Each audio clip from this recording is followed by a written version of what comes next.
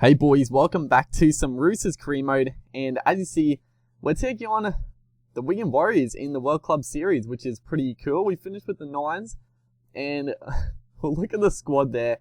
It's not the squad that's meant to be. It's not a terrible lineup, but the thing is the trial matches were before this, and I just simulate the trial matches. I don't bother picking the side. I just simulate all that. But when this game came up, it didn't give me the choice to choose a squad. So unfortunately, it just had one of the squad it had last week. So it's a good side still, but unfortunately, it's fairly different to the team that I'll be running around with. Because most of my new recruits, Cody Nikorima isn't there. Paulie I don't think was there. Penny Terapo was on the bench, I think, but yeah, also Joe Burgess was the fullback, had Hastings at 5'8". I know some people would want me to put Hastings at 5'8", but just the fact that I haven't been impressed with Hastings in real life, I'll put Nikorima at fullback, at 5'8". I like the fact, or I like having, like I said last season, I like having the young guys. I like having Latrell Mitchell and Nikorima in the side just to see progression, and also, it gives a little bit more of a challenge. I'm not going to lie. They're not the best players in the game. As I right here, it's going to be Isaac Liu. Scores a bit of a crazy try. It's Hastings puts on the old banana kick. Liu gets up on the pack, and I didn't actually realize he had the ball. I do a bit of a goose step, and we get the ball down. I didn't even realize he caught it. But yeah, Blake Ferguson is kicking. I don't know why Blake Ferguson is the default kicker for the Roosters. He definitely doesn't look like a kicker in real life. I mean, maybe in real life he isn't a bad kicker, but he just seems like a player who can't kick a football very well, especially goal kicking, but, that's whatever. But that man, Mitchell Pearce, had a very good season last year. He started off very nicely once again, throws the big dummy, and Pearce is very quick in this game. He's quick in real life as well, so if you get through the gap like that close to the line, it's going to be hard to stop. And Sam Tompkins back at Wigan. He's the fullback, so bit of a change to Wigan. I didn't actually look at their lineup too much, but I've actually been playing with Wigan for a little bit now with the Sam Powell career mode with the new series I'm doing. So I'm familiar with a few of their players now. As a nice try there by Kenny Dowd diving into the corner.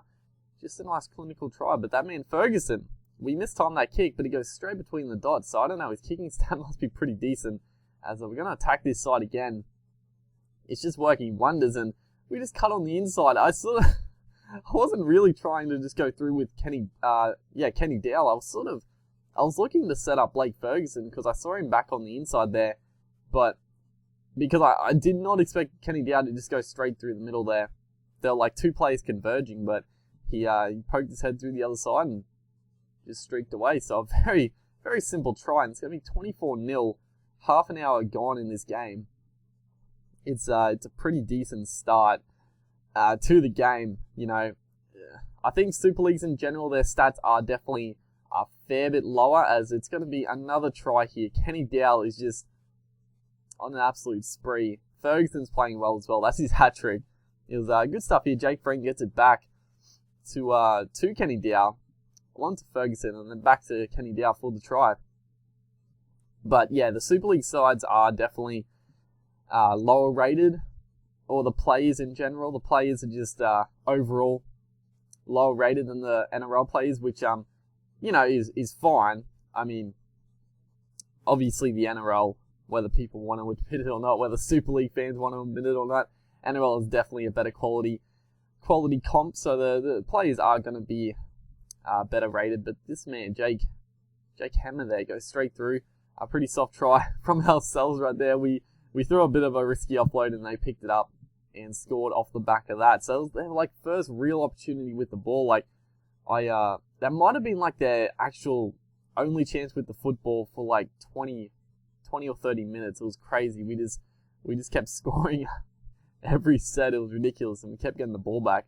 As Tyler Cornish, a man that's in the squad, but he's not going to be in our general play. But he's like he's decently rated on the game, so he's a good little backup halfback or even a dummy half if we need it.